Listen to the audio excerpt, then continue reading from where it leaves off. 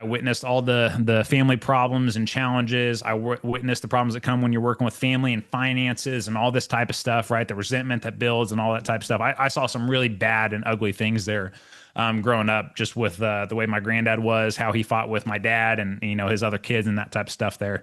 But going into the bank though was where my entire journey kind of went full circle because growing up in the operation, I knew what was happening and the challenges that people were facing from an operational standpoint.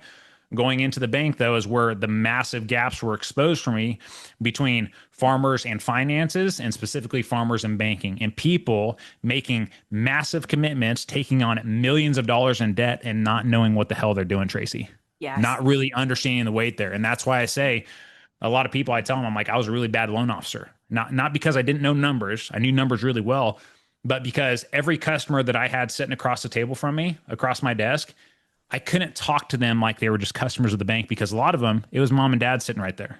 Mm. Right. And so to me, like it was like I was talking to my parents there and I couldn't sit there and not tell them what my parents wish they would have been told years ago and just let these people make these decisions here. At the same time, though, I was in a position where, I wanted to do what was best for the customer, but I also had obligations to protect the interests of the bank as well. And that's where I just had this moral internal conflict happening for years there, where I knew at some point, like I just wasn't going to be able to be there long term. Funny, I had thought about a career in banking kind of in those years.